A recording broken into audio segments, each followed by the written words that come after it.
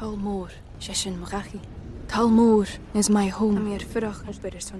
My family have worked the land for generations. My gran says the island does not belong to us, but we belong to the island. And we must be ready, for a great evil is coming, and death follows with it.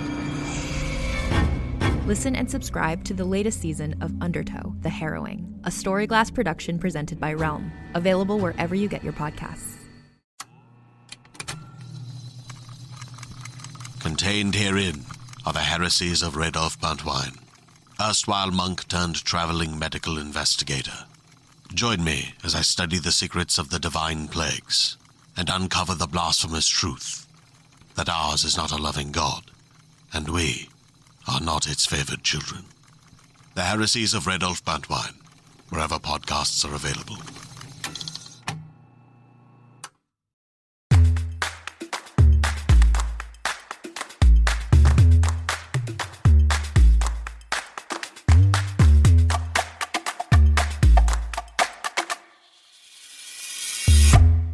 Hello, world. Welcome back to Thanks for Coming In. I'm your host, Jillian Clare. If this is the first time you're tuning in, welcome. This is the show where I speak to fellow actors and have them tell me funny stories from their past. Sometimes they're auditions, sometimes it's about roles they didn't get. It's all in all a good time. Today on the show, we have Cinthya Carmona. You may know her from Greenhouse Academy or East Los High. She's currently in the new movie The Tax Collector, opposite Shia LaBeouf and George Lopez. I had a great time talking to her. Here's that conversation. Please welcome to the show, Cinthya Carmona. Hello. How are you today, darling? I'm good, Jillian. How are you? I'm good. I'm hanging in there. Yeah? Glad I have dogs. How many dogs do you have?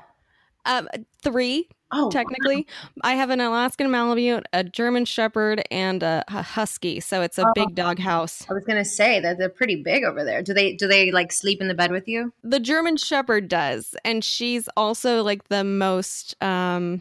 How do I say this? She has the most attitude. So if I accidentally touch her at night, she growls and then jumps off the bed. That sounds like me on a day-to-day basis. I'm asking because I love dogs so much. I used to have a mini schnauzer, and this weekend I was hanging out by the beach, and I was just like, you know what? There were so many dogs there, and I'm like, you know what? I really just need a dog again. I agree with this. So much. We're not worthy. They're so awesome. I know. They're the best things on this planet. I'm so happy that I have dogs. I want one so bad. I'm thinking about either fostering, now during quarantine, like a lot of these shelters are looking for foster homes and stuff. So I'm definitely considering it. Fostering is tough, though, because that's where you fall in love and then you become a foster fail like me with my Husky. And then you're just there. You just have another dog. Yeah, well, that's probably what's going to end up happening for sure. Well, I support it. I think you should do it. Yes. Okay, cool. Oh my goodness. So, I'm so happy to finally meet you. I've heard so much about you. My niece is obsessed with East Los High, FYI. I told her that I was interviewing you and she flipped. Oh, yes. That's amazing. You know what? I had such a great time working on that show, and it was such a special series to be a part of that when I meet, even though that was like I was on the show maybe like 4 years ago. Every time I meet any East Los fans, it's just special. It's so special, really. I really wish that they would have kept going with that show. It was a good show. They should have. I think it had a really great fan base, too. Oh, totally. And I loved being a part of something that was primarily all Latino cast and crew. I thought that was really special. And it was the first established series that I had ever worked on. Like I had just moved to LA when I got on that show, and it was just like, whoa, I was just wow, incredible people. You had just moved to LA and you got East Los High? I mean, that's definitely like one of those like super lucky Cinderella stories for sure. No kidding. No, yeah. Like, so I'm originally from Miami, Florida. Okay. And I left, like to pursue my dream, definitely left to LA maybe like, I don't know, maybe 10 years ago, was here for about a year and then decided to just go study theater. Like, That's a good move. Yeah, absolutely. Like I just have the utmost respect for, the true thespians in theater. And I really just wanted to be able to call myself a real artist and actor. I'm a real actor. Exactly. Because you know what? I didn't go to college for acting. Well, a lot of people don't study acting in college, and I don't think it's really necessary unless it's something specific within the craft that you want to study. Anyway, so then you move to New York, right? You moved to New York. Yeah, I was in New York for like 3.5, 4 years, just doing as much theater and studying as much theater as I could. And then I decided to come back to LA. Yeah, like I want to say like 5 years ago. And within 6 months, I mean, it was crazy. Like I came back, I was like sleeping on friends' couches, and I was just, I was just hungry. I was just ready to go. Right. I had been doing theater and just cutting my teeth in like this tiny studio apartment in like super broke New York. So when I was here, it was like, I want to say less than 5 months of being here, I booked Eagles High. Wow. As a series regular. Yeah. So that is wild. Yeah, like it doesn't really happen like that, right? No, it doesn't. It doesn't. And I know that. I'm so extremely aware of that, especially now, right? Because first of all, we're not doing anything right now during quarantine, but then as the years progressed, I was like, wow, I really just got lucky with this. And especially on such a special show that had been Emmy nominated and just has incredible actors in it. Like the cast, everybody in the cast has gone off and done something really special. The producers, the directors, everybody involved in that show has something really, really just cool to just show and offer. And yeah, to be a part of that, especially dancing and acting together. Yeah. That's the first time that I was really able to do that on screen. And oh man, you're making me miss it just talking. So you're a dancer by trade as well. Yeah. So moving backwards, in Miami, I started as a dancer, honestly. Like, first of all, I grew up in like the super religious, like what I mean super, I mean like uber religious family. Okay. Yeah.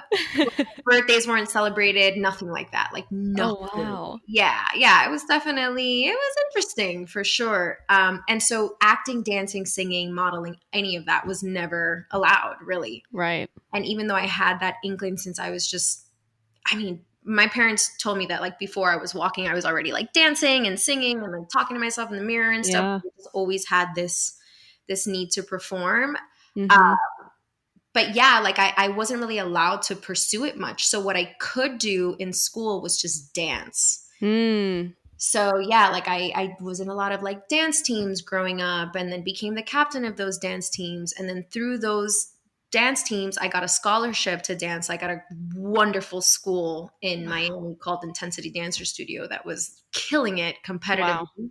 And yeah, I had like 4 years of just free dance classes. Oh my gosh, that's amazing. Dance classes are so expensive. Like, that's incredible. Yeah, my parents were not making the time for me to go do that. That wasn't in their plans for me. And on top of that, they were like, no, we've got bills to pay. Like this is not important. Yeah. They're like, you're a little dancing? No. Yeah. Like just dance in your room, chill out. It's a hobby. You'll be okay. When it came to acting, I was really just, I guess, fortunate in the sense that I have a godmother who in Miami was like a talent agent for telenovela, like Spanish actors. Yeah. And she said that she was like, dude, we've known it since you were a kid, like you were always meant to do this, acting, singing, dancing, just like performing. And they would tell she would tell my parents like, hey, you guys need to put her in like the local channel's variety show or something. And my parents would be like, nope, she has to go to school. She's got to be a doctor. Like, oh, wow. They wanted you to be a doctor? Yeah. I mean, my mom's a doctor. She's like, she's a histologist. What does that mean? So she studies like cancer cell and tissue. Whoa. Yeah. So she's in a lab all day, like lab coat behind the microscope all day. My dad was like valedictorian of his school.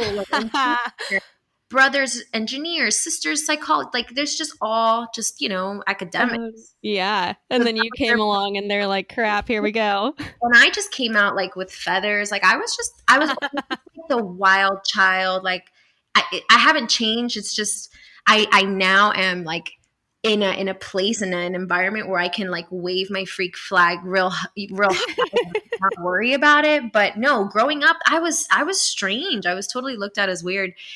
But I love that.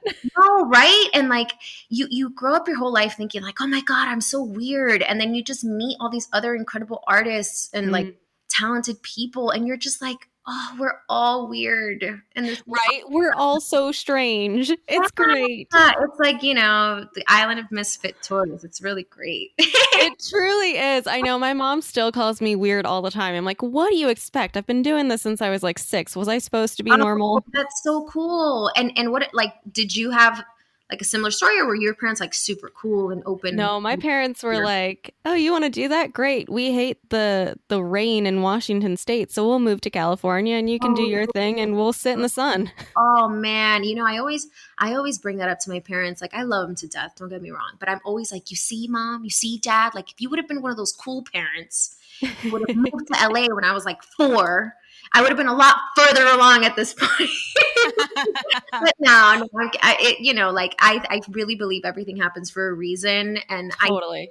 I needed to grow up. I had a very normal childhood and like teenage years and stuff, just not focusing on just being an actress or a dancer. Like that was just something looming in the background. It was definitely a hobby, I started doing commercials in Miami, started just working in local plays.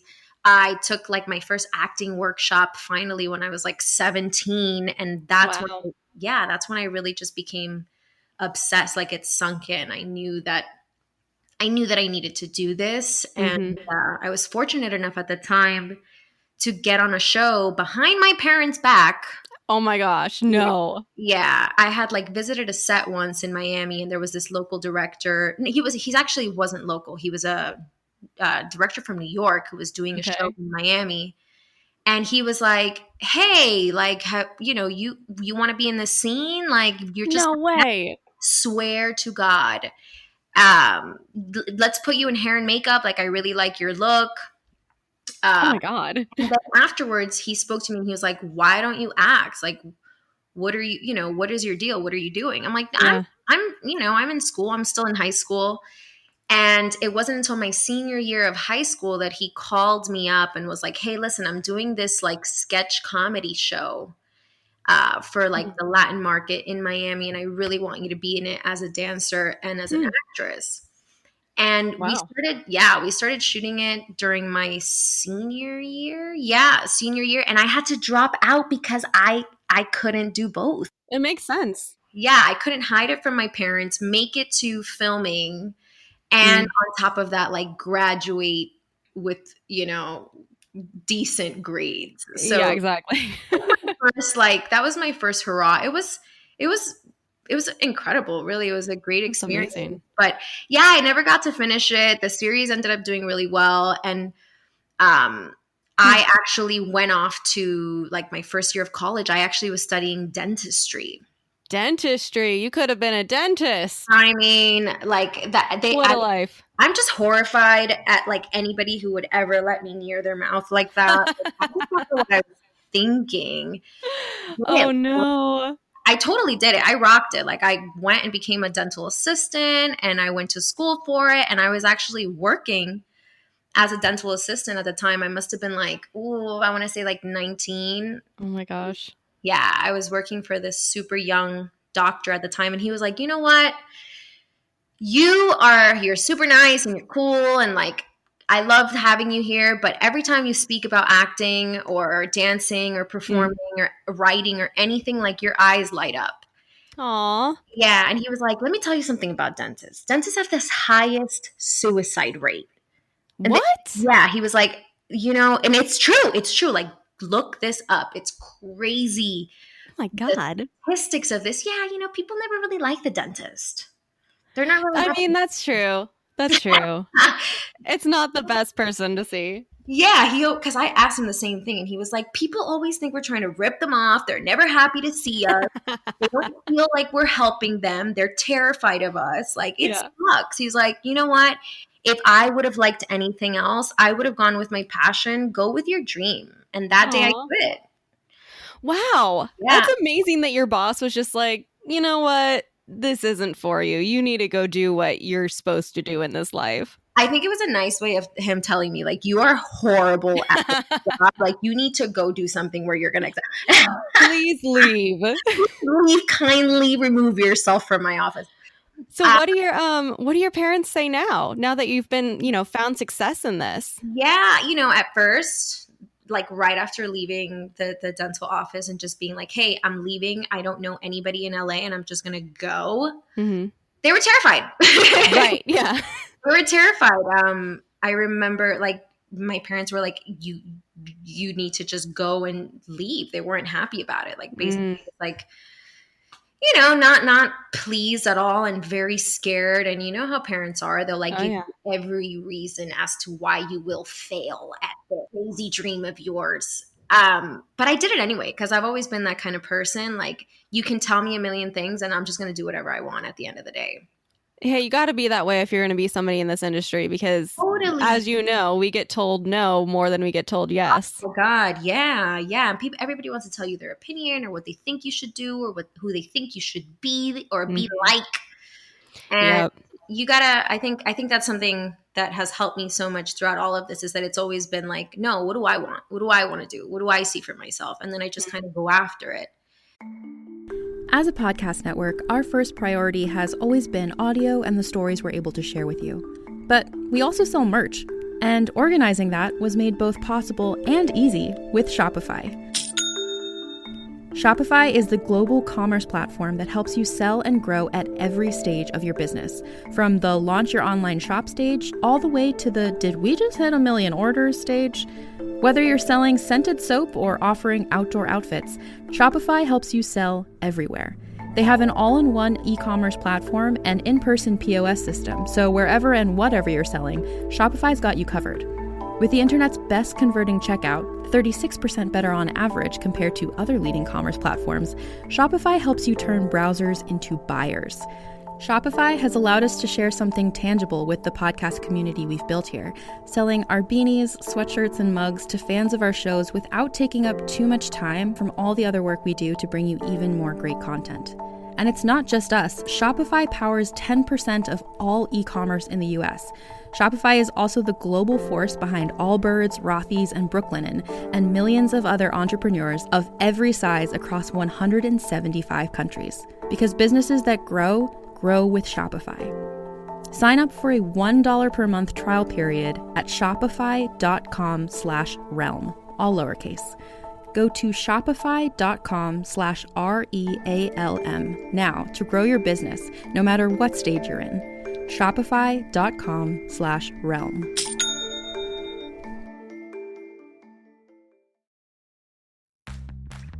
You can shop from anywhere doing pretty much anything. You might shop while working, eating, or even listening to this podcast. And however you shop, we all know and love the thrill of the hunt. But do you also know how to get the thrill of the best deals? Because Rakuten shoppers do. With Rakuten, they get the deals they love with the most savings and cash back. And you can get it too. Start getting cash back at your favorite stores like Sephora, Nike, and even Expedia if you're looking to get some travel in. And getting cash back doesn't mean you have to miss out on sales because those can just be stacked right on top. It's easy to use and based on a simple idea. Stores pay Rakuten for sending them shoppers, and Rakuten shares the money with you as cash back through PayPal or check. Download the free Rakuten app and never miss a deal. Or go to Rakuten.com to start getting the most bang for your buck. That's RAKUTEN.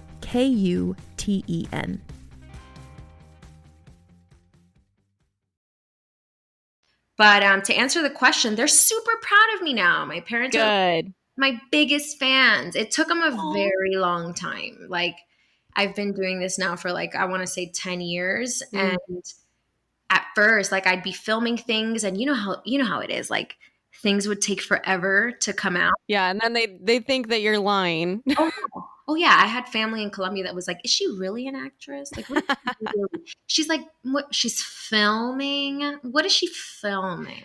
So is she just filming on her phone? Like, what's going on? Exactly. Yeah. So it took a while. Like, I think it was by the time I was on my second series, I was on this show called Greenhouse Academy, that they were like, "Oh wow, like you're like an actress. Like you're really Wow. acting." I'm like, "Yeah, guys, I've been doing this for, I don't know how many years now." Yes.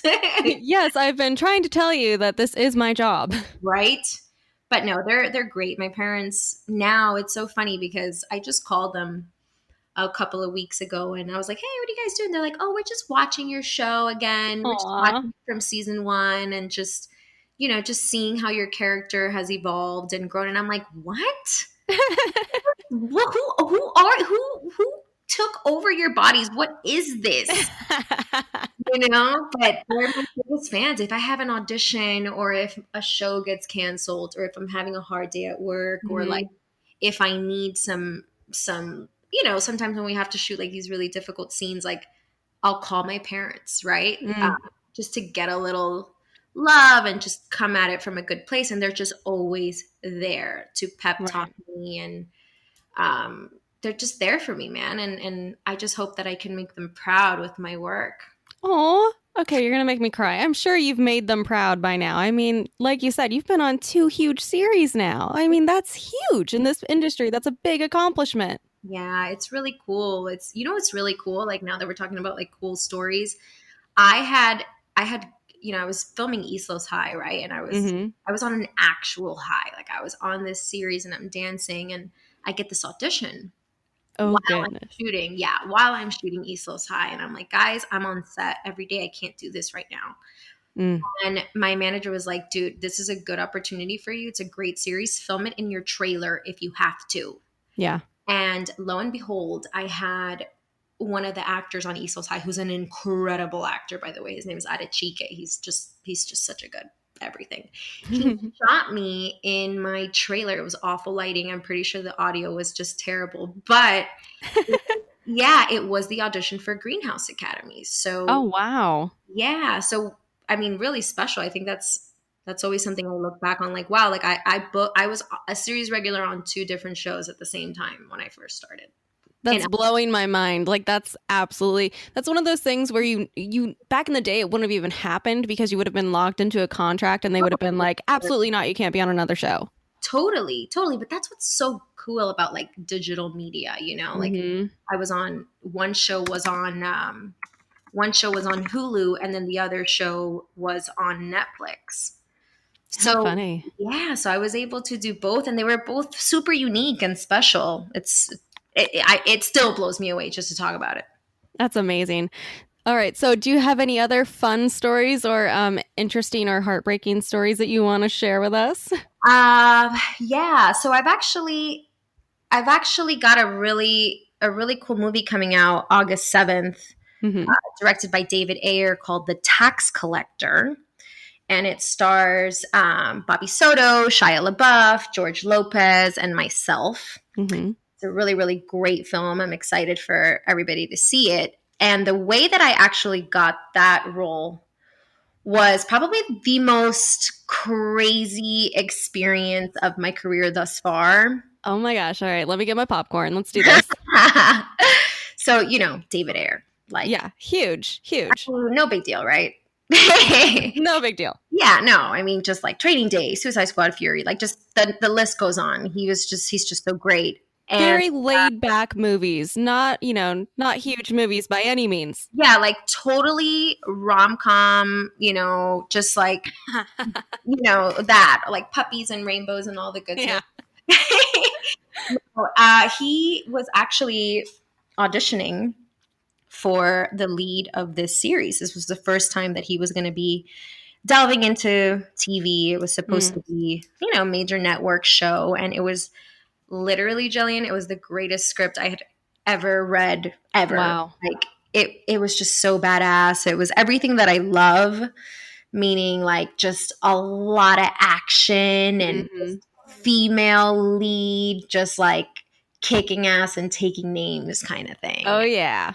You know, representing myself as a Latina. Like, oh man, it was just the coolest script I had ever read. And it's something that I just had to do. And I was really excited to just get to meet David. You know, I had never met him before, but I loved his work. Like End of Watch, like fuck, I loved that movie. So good. Yeah. But yeah, I came in a couple of times and I auditioned for him, and it was like nerve-wracking because they auditioned everybody, like everybody that was like my type, like everybody was in the room, and it was such a thrill. And I actually ended up testing for the role, and it was like Jerry Bruckheimer in the room, and oh my God. Yeah, I mean, like just everybody.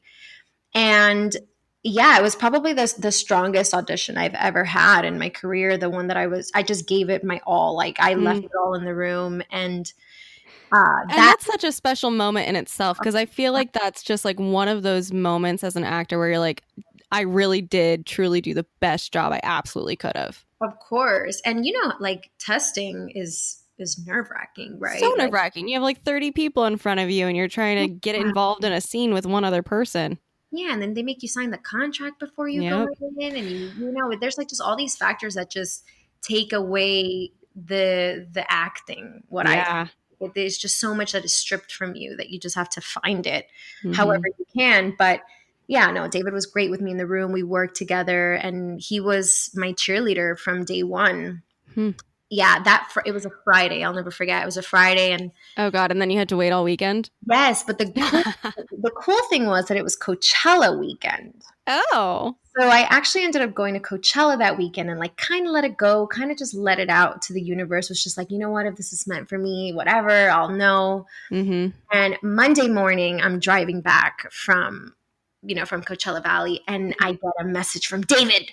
Oh my gosh. I know. And he's like, hey, Cinthya, this is David Ayer. And yeah. And he's like, I just want you to know, like, you did a great job and you should be really proud of yourself. And like, I have good news and bad news. And I'm like, sure. Okay, let's see what he's going to say. Like, he's like, I didn't book the role, and, you know, great job, and we'll keep you in mind, or something like that, right? Of course. I'm totally going to hire you next time. Yeah, like, we should have lunch. And he's like, okay, the good news is the role was yours from the very beginning. Wow. You know, you were our girl from the start. We just needed to, you know, just iron out the details and stuff with network.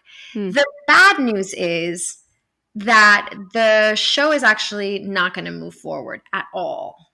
What? Because there was like some differences with the network, and he was like, the show's actually not going to happen through this particular network. So imagine, Jillian, being my God. Like, I just booked the most incredible role of my career. I mean, female lead. Like, my mom was already waiting on, you know, house I was going to buy her, basically.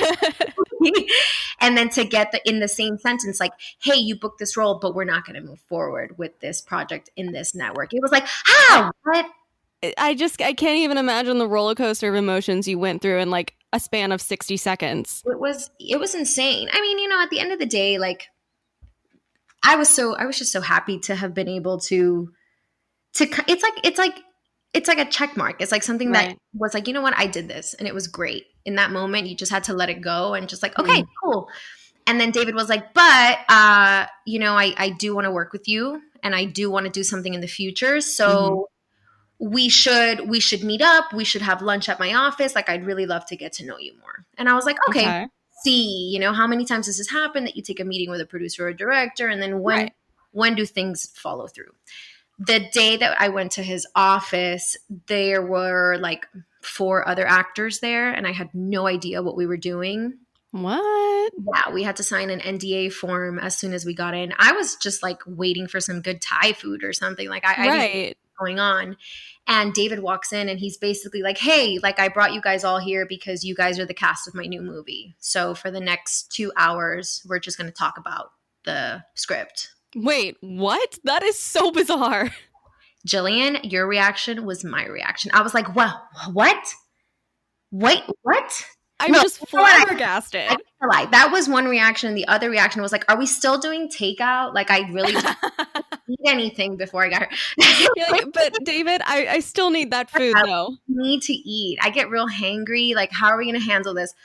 No, that's what it was. So I was actually sitting in the room with Bobby Soto, Conejo, Cheyenne Hernandez, who had also been in the testing room for the role that I had gone in for.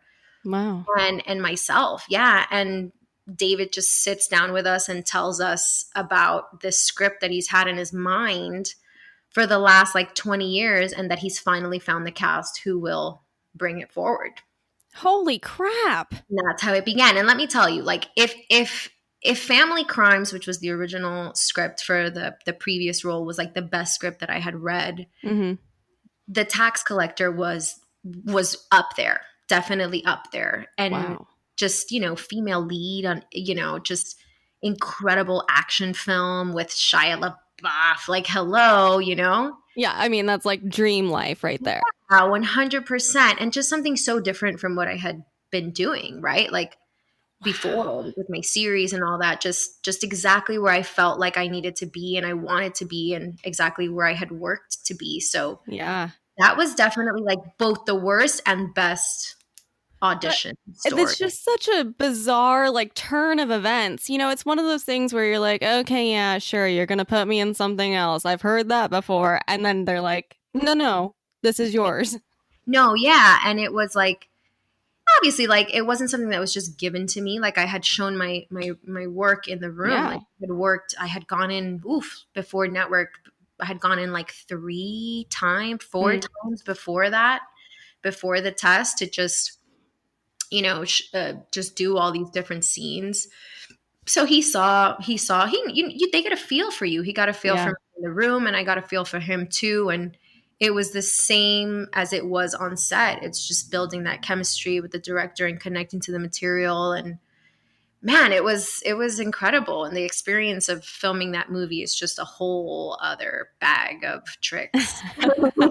That was crazy. It was crazy. It was absolutely crazy. Oh my gosh. So where is this movie going to be so that everybody can watch it? Okay, so the movie will be in theaters August 7th, but it will also be digital and on demand, video on demand. And it will be available in the rest of the world October 26th. Fantastic. And where can people find you on social media? I'm not like on everywhere on social media. I'm not going to lie. I'm still getting the hang of it.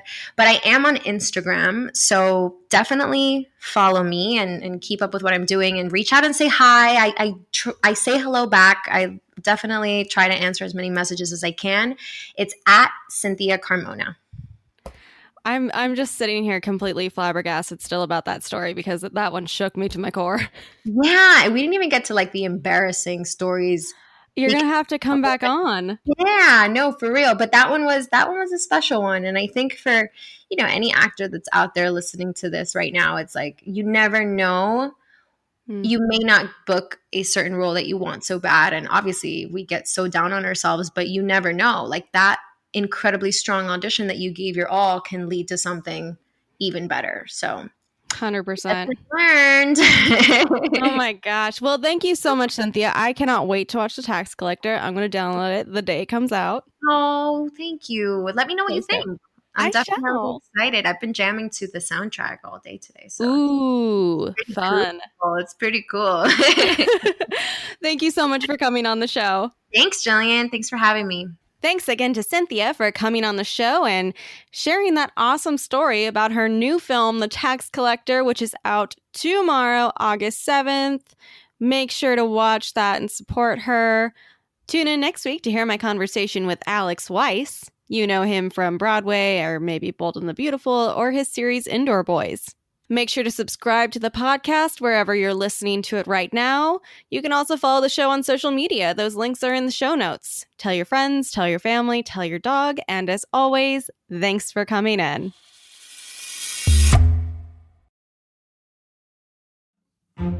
Nowadays, trends and news cycles change faster than we can blink.